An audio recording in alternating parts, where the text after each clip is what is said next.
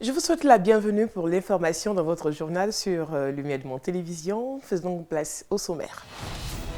Après plusieurs années de silence, la foire industrielle, commerciale et gastronomique de Yopougon en abrégé Figayo signe son retour le 23 septembre prochain. Des précisions dans ce journal. En Tunisie, 69 dossiers pour la présidentielle anticipée ont été déposés. L'actuel Premier ministre tunisien Youssef Chahed est l'un des derniers candidats à avoir officialisé sa candidature. Cet ingénieur de formation se présente comme le candidat de la nouvelle génération de la rupture. En pleine manœuvre militaire américano-sud-coréenne, Pyongyang a tiré ce samedi 2 projectiles, probablement des missiles balistiques selon Séoul. Donald Trump, qui au même moment affichait son entente avec Kim Jong-un, n'a fait aucun commentaire. Après plusieurs années de silence, la foire industrielle, commerciale et gastronomique de Yopougon abrégé Figayo signe son retour. La salle de mariage de la mairie de la commune de Yopougon à Abidjan a connu à cet effet une ambiance festive pour le lancement officiel de l'événement hier vendredi 9 août. Est à présent notre reporter Jean-Richard Nguessan, son reportage dans ce récit de Franck Colbert. Une réconciliation vraie pour le boom de l'économie ivoirienne. C'est le thème qui accompagnera la 18e édition de la Figayo, la foire industrielle, commerciale et gastronomique de Yopougon, dont le lancement officiel s'est fait le vendredi 9 août 2019 à la salle de mariage de la mairie de la dite commune, en présence d'un parterre varié d'invités. La cérémonie s'est ouverte avec un message de bienvenue livré par Enza Diomondé, président de l'Union des journalistes résidant à Yopougon. La Figayo, passée au peigne fin, genèse et pionnier, telle est la toile de fond de la communication de Claude Dassé, le commissaire général de cette 18e édition de la Figayo. Nous avons des photos d'archives, nous allons vous expliquer comment est-ce que la Figayo a commencé. Après Barthélemy Nabo, il y a eu Niquez, père à son âme qui est décédé. Et après Niquez, il y a eu Jacques Zadi, qui est souffrant, actuellement nous avons une pensée pour lui. Et là, ce que vous voyez là, c'est l'une des éditions, et tout ce que vous voyez qui a été monté, ça a été fait par le vieux Brédé. Donc celui qui faisait tout ce décor comme vous voyez comment il était un grand spécialiste, il était dans le cinéma, et il était le patron du décor. Barthélemy Inabo Zouzoua, homme de médias et de culture, l'un des pionniers de l'événement, était le parrain de la cérémonie. Je voulais vraiment remercier la mairie de Yopougon, présentée par M. Latombert ici, remercier mes amis de la Massy que je retrouve avec beaucoup de plaisir. La Figayo, comme l'a dit Claude, ne doit pas mourir. C'est vrai que moi j'ai dirigé la Massy pendant 10 ans.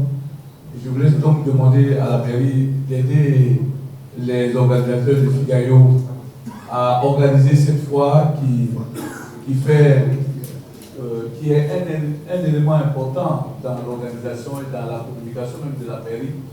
Parlant au nom du maire, le ministre d'État Gilbert Koné Kafana, Koulibaly Youssoufou, en sa qualité de premier adjoint au maire, a salué le retour de la Figayo et a rassuré du soutien de la municipalité pour la réussite de l'événement. Si cette fois n'existait pas, il fallait la créer. En tout cas, dis merci à tous les dénonciers, à tous les anciens de la Massy qui ont rêvé, qui ont conçu et qui ont mis en route Figayo. Parce qu'on ne peut pas parler de culture à Yopougon sans référence à Figayo. Figayo est devenue une place culturelle incontournable ici en Côte d'Ivoire. Je ne dirais même pas à Yopougon, ici en Côte d'Ivoire. La graine que vous avez sémée à travers le lien de solidarité entre les hommes de la presse, également aussi montre toute son importance parce que vos jeunes cadets au niveau de la communication prennent le relais. Aujourd'hui avec Claude Dassé, on a eu plusieurs communications, on a eu plusieurs rencontres de bureau, c'était dur, mais l'esprit Figayo a prévalu. Donc soyez rassurés, monsieur le commissaire général, monsieur le superviseur, que nous serons en foi avec vous pour vous accompagner. Sur ces mots, donc, je voudrais, au nom du ministre d'État, député maire de la commune de Yopougon, remercier les amis de la presse qui sont là, les partenaires, tous ceux qui ont décidé de soutenir Figayo, déclarer ouvert avec la potion, la bénédiction de vos années en tête du président Barthélémy, président Zesomel Lancement, déclaré ouvert, c'est bien ça, non? La 10e édition de Figayo 2019 à Yopougon. Le parrain de la cérémonie, Barthélémy Inabo Zouzoua, a dit sa joie de voir la Figayo renaître de ses cendres pour renouer avec ses objectifs, faire connaître la culture, la gastronomie et l'industrie ivoirienne. Ah, mais je suis content parce que la foi, c'est une partie de moi-même. Et quand mon prédécesseur Zegedou Angueta m'a passé le relais pour diriger la Massi pendant une douzaine d'années, notre élément essentiel pendant les vacances, c'était Figayo. Et quand je suis parti, la foire a disparu. Ça m'a fait un peu de peine parce qu'il n'y avait pas une équipe solide pour reprendre. Bon, maintenant qu'il y a une équipe solide de la Massi qui se met en place, et s'ils veulent reprendre Figayo, c'est avec mon soutien. Et je suis très content que cette fois ne disparaisse pas. Parce que Yopougon se retrouve en Figayo. Hein. Quand on dit on va à la place Figayo, mais la foire elle-même, il ne fallait pas qu'elle disparaisse. Et je suis content qu'elle soit là. Le retour de la Figayo sera marqué par de grandes innovations. Claude Dassé, le commissaire général, en parle.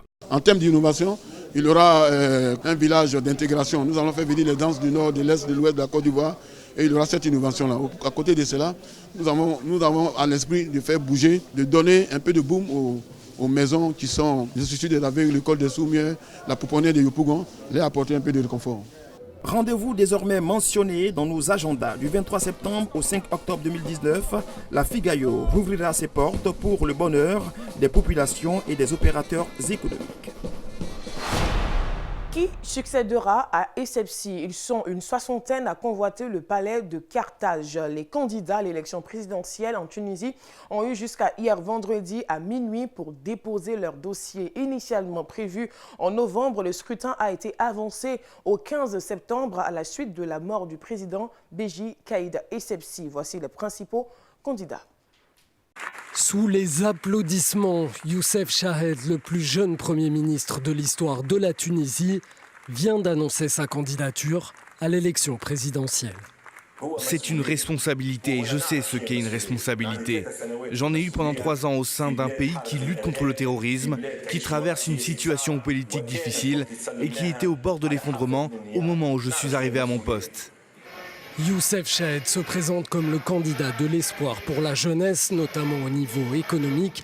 Mais ces derniers mois, sa popularité a chuté à cause des difficultés de son gouvernement face au chômage et à l'inflation. Son parti Tahiyatounes a été créé par lui et pour lui. Tahiyatounes est la deuxième force au Parlement tunisien, juste derrière le parti d'inspiration islamiste Ennahda. Et lorsque Youssef Chahed montait à la tribune des députés, il avait dans son dos celui qui est désormais son rival numéro 1, Abdel Fattah Mourou, chef du Parlement par intérim. Connu pour être un islamiste modéré, Abdel Fattah Mourou est surtout l'un des membres fondateurs d'Ennahda. Et c'est la première fois de son histoire que le parti présente un candidat à une élection présidentielle. Mais la tendance en Tunisie pourrait être au rejet des partis traditionnels. Si cette tendance se confirme, le vainqueur pourrait être cet homme, Nabil Karoui, 56 ans, homme d'affaires, souvent qualifié de populiste, voire de Berlusconi tunisien par ses détracteurs. Le magnat des télécoms se présente comme le candidat anti-système et des sondages en juin le donnaient même en première position. Dans les candidatures à retenir, il y a aussi celle du ministre de la Défense, Abdelkarim Zbidi, qui bénéficie du soutien des partis laïcs traditionnels comme Nida Tounes.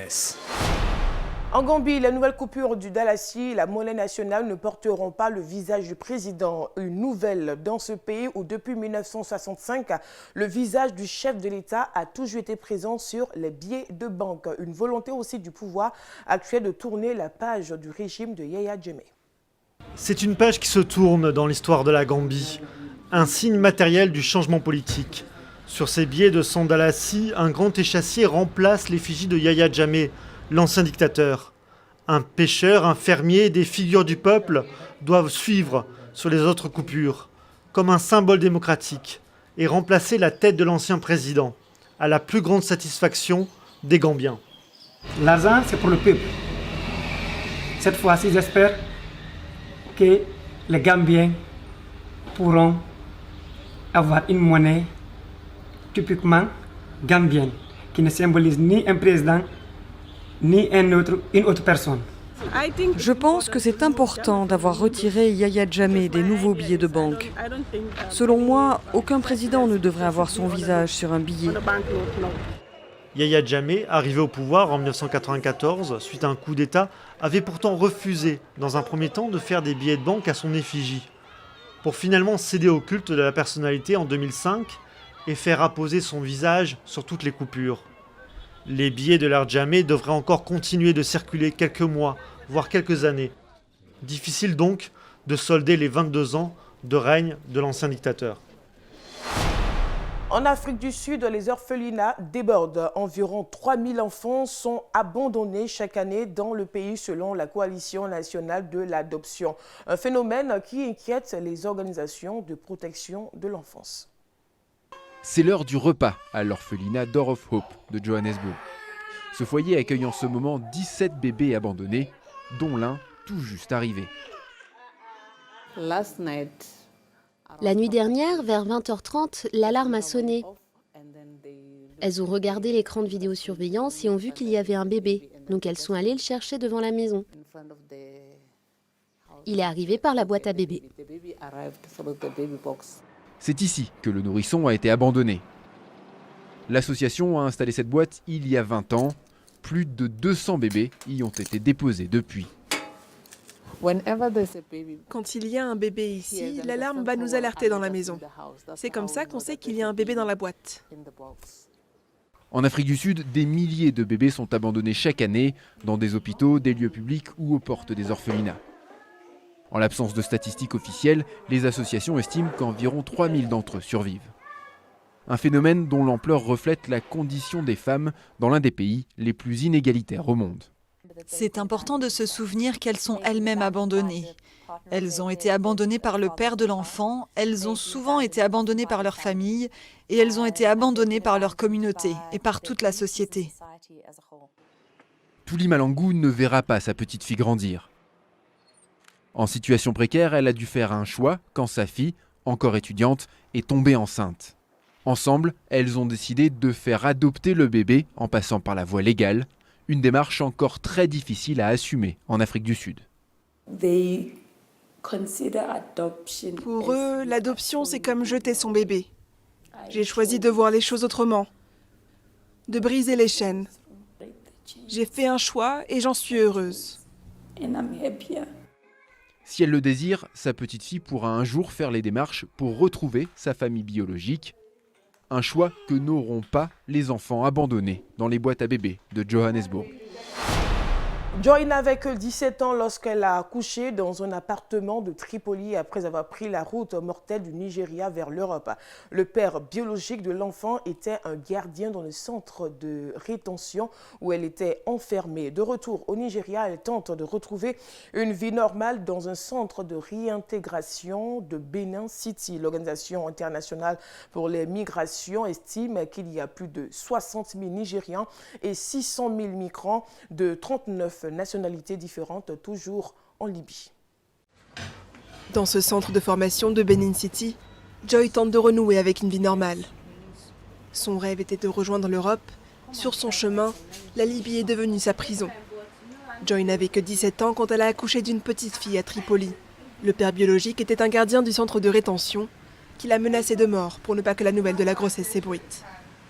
Mais elle est parvenue à s'enfuir avant de rentrer volontairement au Nigeria avec son enfant. Parfois, les gens pensent que je suis juste la nounou. Ils ne croient pas que j'ai accouché de ma fille. Je me contente juste de dire que je suis la maman. Et quand les gens se montrent trop curieux, je n'ai pas envie de raconter ce qu'il m'est arrivé. Comme Joy, 14 000 Nigérians ont été rapatriés de Libye depuis 2017. Près d'un tiers sont des femmes. Certaines sont revenues avec un enfant né des suites d'un viol durant le voyage ou le séjour libyen. Faith a été victime d'abus de ses passeurs et des trafiquants avant d'être revendue à un homme qui en a fait son esclave sexuelle et dont elle est tombée enceinte. Même quand ma grossesse était bien avancée, il continuait à coucher avec moi. Parce que si je lui disais non, il ne m'amenait pas à l'hôpital. Il ne faisait rien pour moi. Donc je n'avais pas d'autre choix que d'accepter. Le retour n'est pas simple pour ces jeunes mères. Au Nigeria, leurs bébés sont surnommés les enfants arabes. Dans cette maison d'accueil de Benin City, les mères isolées sont accompagnées par des travailleurs sociaux. Quand elles arrivent avec des enfants non désirés, surtout des enfants issus de viols, ils n'ont pas d'identité. C'est très traumatisant pour les mères. Parfois, des mères sont très agressives avec ces enfants. Joy et Faith ont réussi à s'échapper, mais la majorité des migrantes ont trop peur d'affronter le retour dans leur famille, avec une nouvelle bouche à nourrir. Les Nations Unies estiment que plus de 600 000 migrants vivent toujours en Libye. L'entrepreneuriat jeune est un concept commun à tous les gouvernements africains aujourd'hui. Force est de constater malheureusement que les jeunes ont du mal à entreprendre ou même à bénéficier de ressources financières dans la réalisation de leurs projets. Quelle politique pour un entrepreneuriat jeune plus efficace que doivent faire nos gouvernements? Les réponses dans ce micro-trottoir.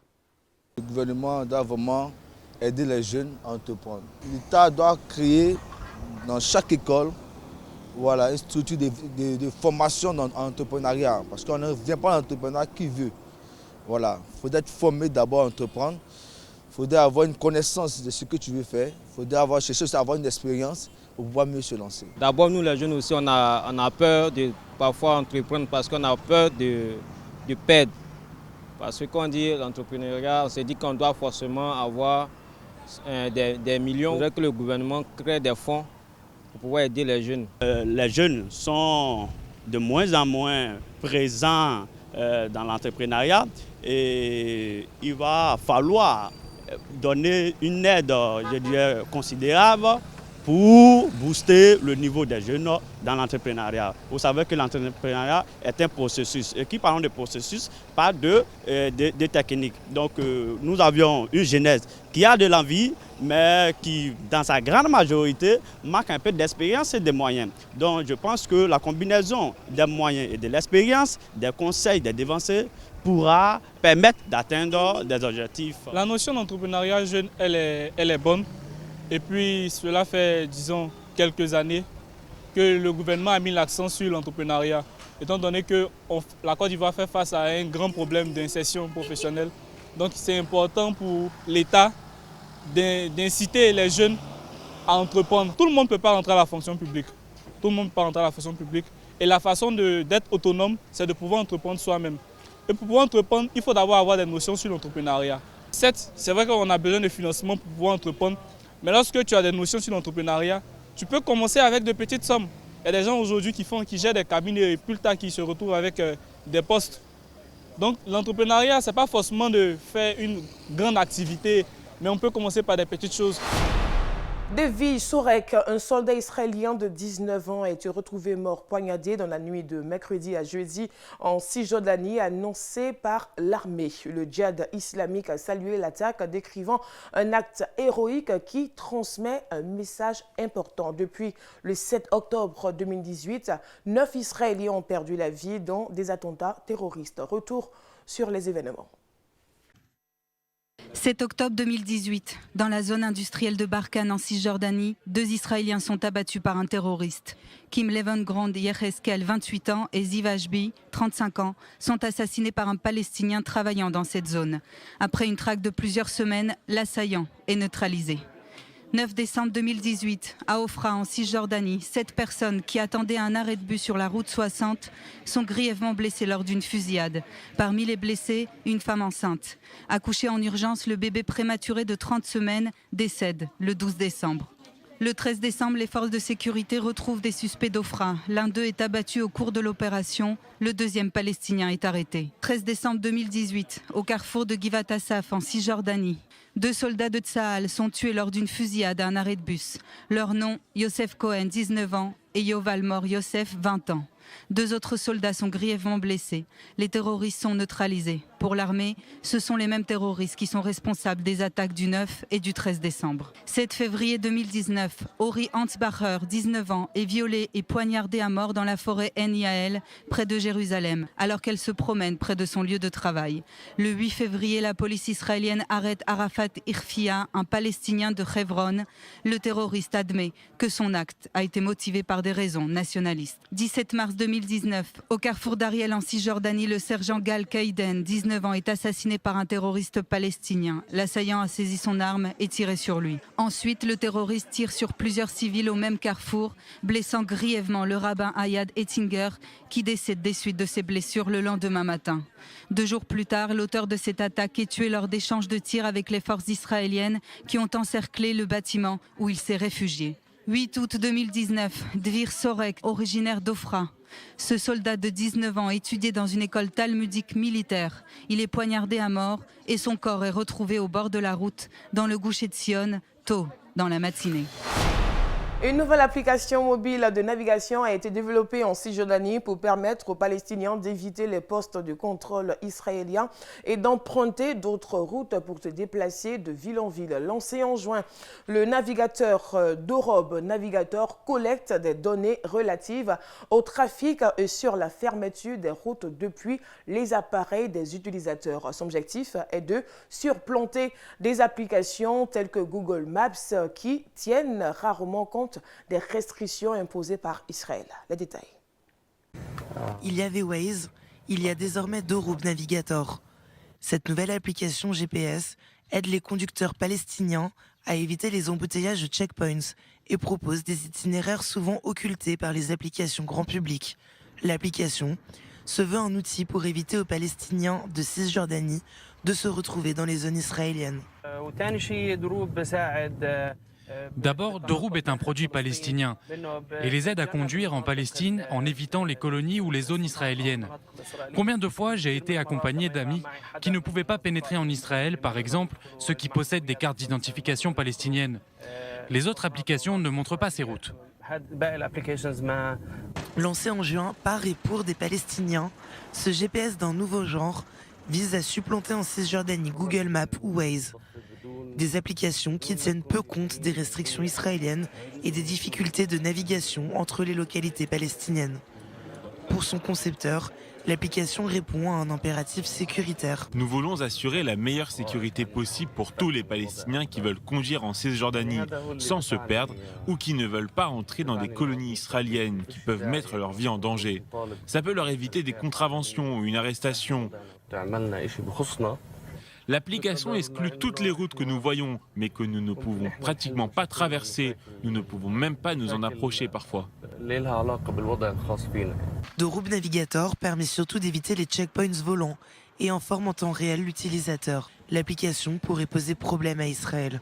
Si pour le moment elle est loin d'être aussi performante que Waze ou Google Maps, elle pourrait aider d'éventuels terroristes palestiniens à échapper à des contrôles de sécurité.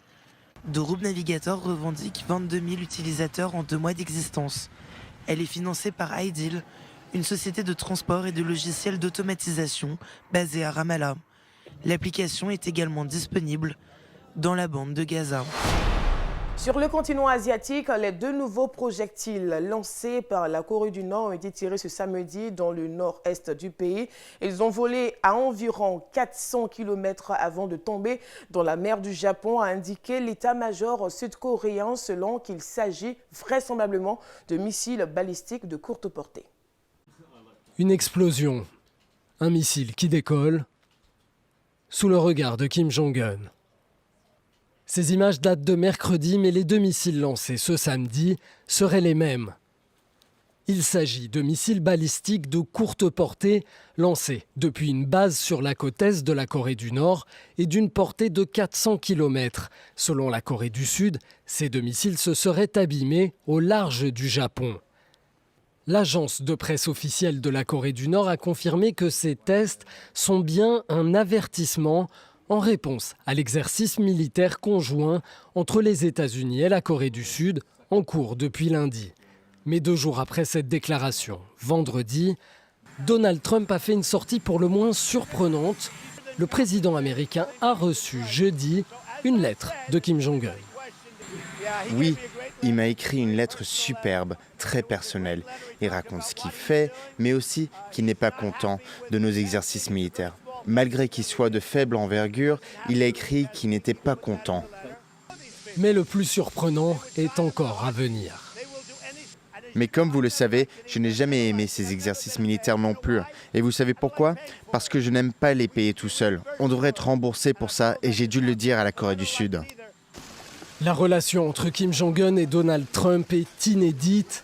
Jamais un président américain n'avait foulé le sol nord-coréen. Pourtant, au-delà des images, les discussions sur le fond entre Donald Trump et Kim Jong-un n'aboutissent toujours pas. Aucun accord sur le nucléaire nord-coréen n'a pu être encore trouvé. La mode est une réalité incontournable dans notre société, qu'elle soit vestimentaire, verbale ou comportementale. La mode a nécessairement une influence sur l'homme. Fort de cette maxime, quel doit être le comportement du chrétien face à la mode lumière du monde attendu? Son micro. La Bible est claire. Nous sommes dans ce monde, mais nous ne sommes pas de ce monde. Un chrétien, par définition, c'est un petit Christ, c'est-à-dire quelqu'un qui est mis à part. Comme la Bible même le dit, nous sommes une race élue, nous sommes des mis à part, nous sommes des oints. Tout enfant de Dieu doit avoir, en tout cas, une démarcation. Parce que suivre la mode, ça veut dire qu'il y a des influences qui vont rentrer dans notre vie de prière, qui vont rentrer dans notre vie de jeûne, qui vont rentrer dans notre attachement au Christ. Et si on se met à suivre aveuglément la mode, nous allons nous perdre. Or, justement, le Seigneur Jésus-Christ est venu pour nous sauver de toutes ces influences-là qui peuvent nous éloigner vraiment de Dieu. Donc, nous conseillons vivement que les chrétiens ne suivent pas la mode. Notre mode, c'est Jésus. D'abord, en tant que chrétien, on doit bien se vêtir. Donc, porter des habits qui ne dessinent pas de manière exagérée les formes. Voilà. Et puis, il faut éviter de suivre la mode de près, quoi. Aujourd'hui, on voit des jeunes gens avec des pantalons qui descendent, des jeunes filles avec des culottes, pantalons démembrés, déchirés. Bon, le chrétien, tu peux t'habiller décemment et être à la mode. La mode, moi, je pense que c'est selon toi, selon ton mode et ton style d'habillement que tu fais ta mode. Il ne faut pas forcément regarder les jeunes d'aujourd'hui pour pouvoir s'habiller. Être habillé décemment, surtout que nous avons de jolis pagnes en Afrique. Un chrétien, en principe, doit être un modèle se conformer à la Bible et non se conformer au siècle présent. Donc, il est important pour un chrétien, pour une chrétienne de s'habiller décemment. Les femmes, les jupes, les robes, pas de plaqué, pas de mini, pas de pantalon pour les femmes. Et puis les hommes, il faut s'habiller décemment, des chemises, des pantalons qui montent bien et tout. En principe, un chrétien ne doit pas suivre la mode, mais il doit suivre la parole de Dieu, la Bible et tout. Toujours en religion, le plus grand édifice ecclésiastique de la ville la plus peuplée d'Amérique du Sud abritera un musée dédié à la mémoire des victimes de la Shoah. L'Église universelle du Royaume de Dieu construira un musée de la Shoah au sein de son complexe de Sao Paulo au Brésil, une réplique du temple de Salomon qui compte 10 000 sièges dont la construction a coûté 300 millions de dollars. L'Église a déclaré dans un communiqué que le projet en est à sa phase initiale de la consultation avec les dirigeants de la communauté juive. Ce musée de la Shoah sera le deuxième du pays. Le premier a été inauguré par la communauté juive de Curitiba en 2011. En 2017, un mémorial de la Shoah a été inauguré à Sao Paulo. Les dirigeants juifs brésiliens n'ont pas commenté ce projet de musée. Cependant, ils ont dans l'ensemble adopté une position favorable quant au temple de Salomon ouvert en 2014.